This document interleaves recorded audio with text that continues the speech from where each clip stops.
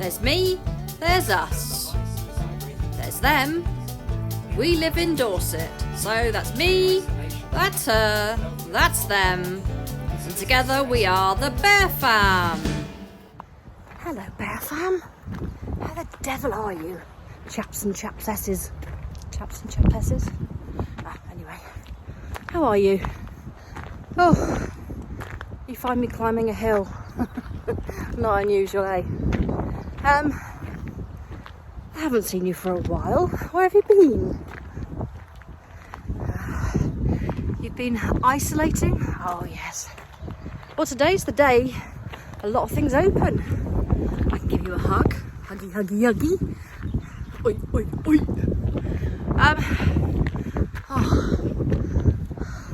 I was going to do a vlog up the hill today, but it's windier up here than I thought.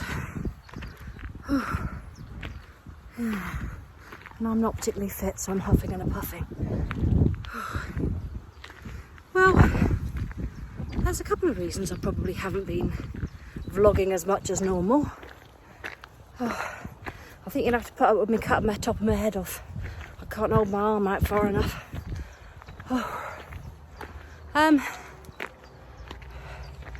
I've got Ellie suffering badly with her tics.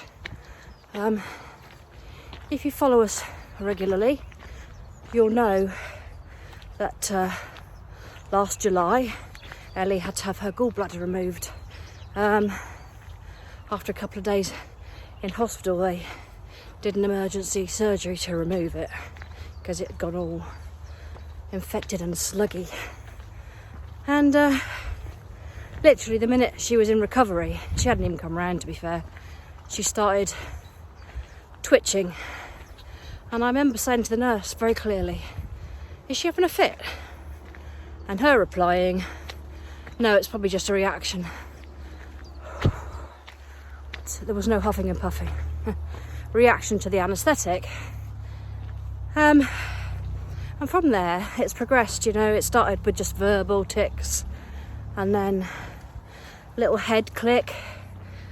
But things have got drastic in as much as the physical tics have become hugely debilitating, in as much as, if I go around this corner, you're not going to be able to hear me. She punches things, she hits herself, she spasms to the point that everything seizes up. You're not going to hear me now, are you? Tell you what, I'll catch up with you in a minute when I'm down in the dip again. There we go, that's a bit better. Yeah, she's having, it's not all the time, it's just when she's really stressed about something. But school are struggling to cope. A friend has suggested an educational healthcare plan.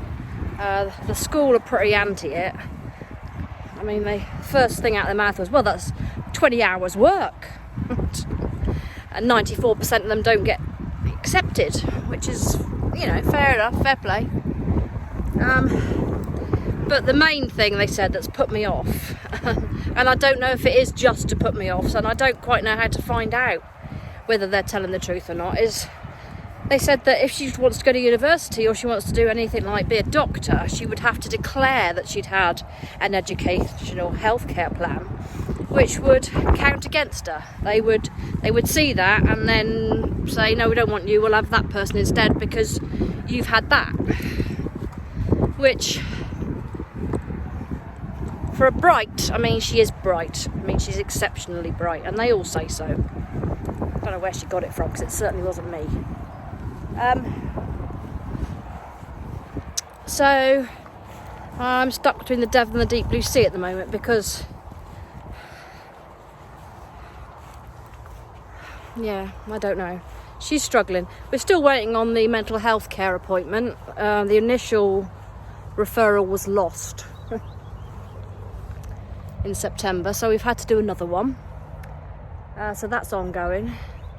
25th of June we have a paediatrician appointment, which I'm sort of pinning all my hopes on at the moment. I understand her dad has got private medical insurance for her, and I think if I can get the paediatrician to refer her to a neurologist, I might be able to get her seen that way, because all the research I've done on tic disorders says that she really does need to see a neurologist. But none of the medics have suggested it. It's very frustrating is all I'll say. Really frustrating. And of course any stress or anxiety makes my disability worse. You know, fibromyalgia feeds on anxiety and stress. And I shouldn't moan, but you know, all the signs and symptoms from fibro, the skin problems, the seized up joints, the pain, the headaches, to name but a few. So the memory problems, the balance problems, been falling over for a pastime. So all in all, we're having a bit of a struggle on that point. And the other reason I haven't been vlogging much is because I found painting. I'm pretty much obsessed and addicted at the moment. A day can't go by without me starting a project or finishing one. It's like I have to do one painting a day. Well, that's the way it feels. Although I've convinced myself to leave a couple overnight the last couple of days and finish them in the light, natural light. But I didn't, if anybody had ever said to me that if you learn to paint then you'll be addicted to it, I'd have laughed at them, quite frankly. But it's almost like a physical compulsion. It's very weird. But I lose myself. I guess that's perhaps why it's very much like meditation, in as much as yes, I can hear you tweeting, whoever you are.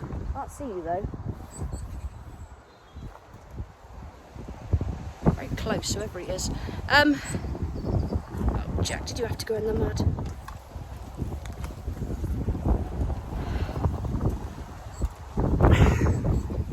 Hopefully it's less windy in here.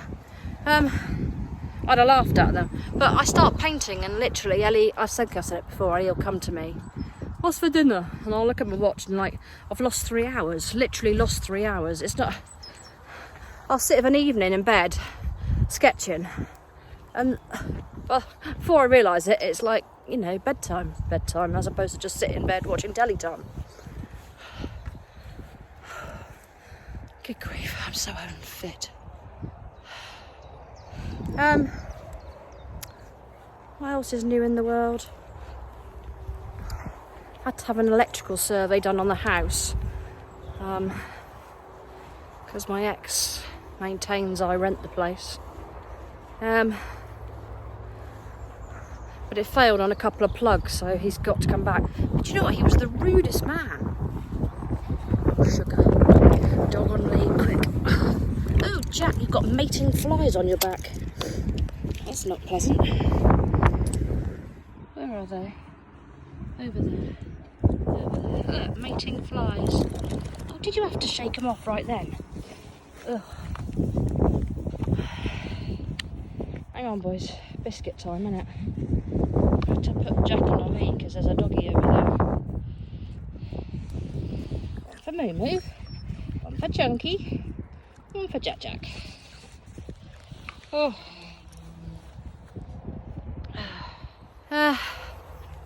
Where was I?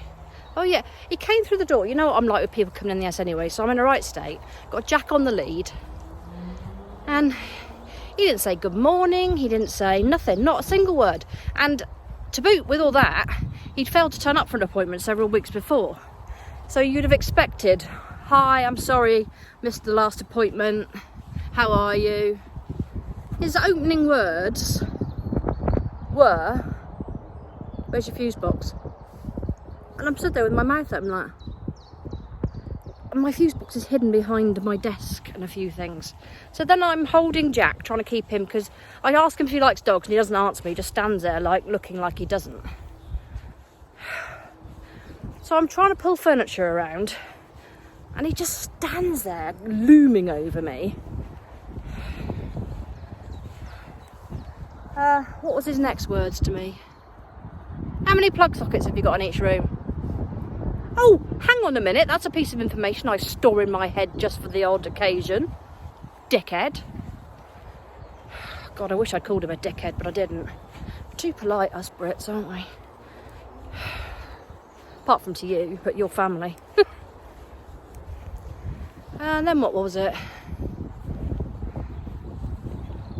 Does the electric ignition work on your cooker? No, a hamster chewed through it a few years back. And he just looked at me like, why? Because it felt like it. Just, is it alright if I turn the electric off? Well, have I got any choice in the matter? He was a complete plonker. I'm dreading him coming back to do the plug sockets. What else has happened?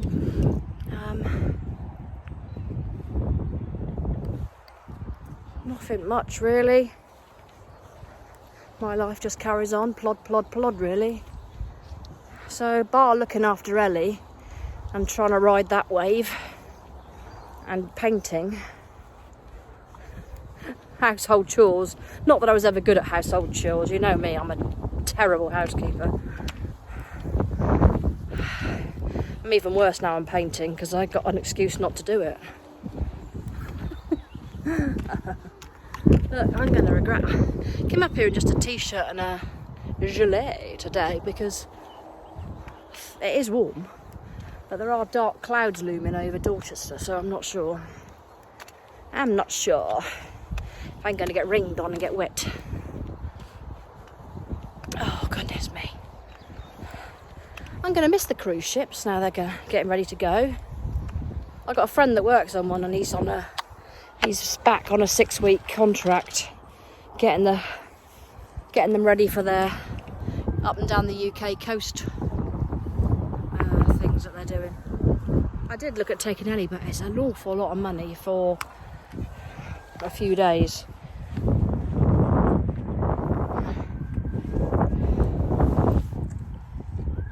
With holidays the way they are, I'm back to considering a camper van, to be honest with you. Even chopping the Range Rover for a camper van. I feel like a shaggy dog that can't see where they're going. Oh, that's the other panic for this week. I've got to take the dogs to the vet. And they've made 3 separate appointments, 9, 9:15 and 9:30. So I don't quite know how they expect me to, on my own, to cope with 3 dogs over a staggered appointments. Why they can't all just go in at once? I suppose I'm going to have to leave them in the car and just keep going backwards and forwards, but the vet's is upstairs. And as you know, my mobility is not brilliant. That's going to kill me.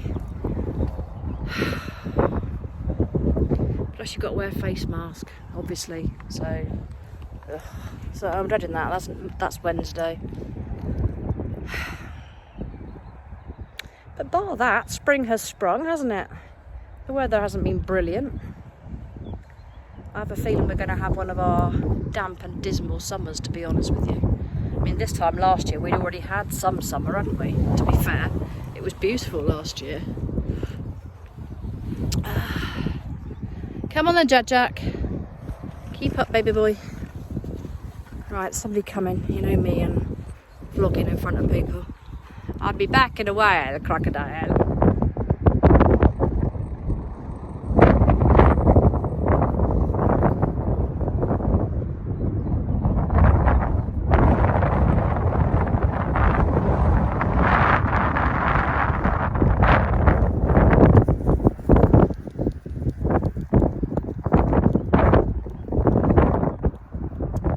Last but not least, a few people have asked to buy versions of some of the paintings I've done. I am looking at a few companies that do it all for you, so you can order whatever you like with the image on, and then they just ship it and everything, and you take a percentage. But their websites are a tad complicated. Cafe Press was one of them. Red something or other. Anyway, my other option is to make like a pamphlet of all the images and just sell the whole lot. There's like a little booklet, and then you could rip out what you wanted and put it in a frame. Don't know if that would appeal to anybody. Don't know. God knows why any of you would want my childish images, but thank you for your support, all of you that comment on Instagram. If you're not following me on Instagram, you don't get to see my daily artwork, so you best come along. Yeah, I do need to find a little sideline, so maybe I should start. But I still lack the confidence to think that anything I do would be something anybody else would be interested in. Still, sort of, animals seem to be my best bet. I can't do landscapes really. So I'm thinking of still doing that kids book that I've spoken about before. You know, like, it's okay to be different with all the animals, like with their own issues, so to speak. The duck that doesn't like water, I don't know, the spaniel that likes to be coloured, I don't know, just give them all a reason, and then, like, teach kids that being different is fine. If we weren't all different, the world would be a shabby place. Right, I'm going to love and leave you. It was nice to have your company on this walk today. It made me feel like I had my friends with me. Not that I've got many of them. Being the sad loner and hermit crab that I am. Sending you all love and best wishes, especially to Sherry and Joanna, who I know have been having a cack time of it lately. But all I can say is yin and yang, you know. There has to be the tough to be the good. And my final message is, don't forget that not all disabilities are visible. I find myself like getting out of my car in a disabled bay and then limping or doing something to make me look more clearly disabled than I am. I know there's a lot of you out there that don't think I should have my disabled badge, but I'm not getting into that with you again. But you do feel that in order to be disabled you have to have something visibly, clearly wrong with you, and we all need to get away from that. There's a lot of us suffering in silence that nobody can see or understand, that we're in pain most of our lives. Anyway, lecture over. Take care of yourselves and each other, and me and the boys who are patiently waiting for me. I'll catch you very soon, hopefully. Sending you all love, Bear fam. Mwah.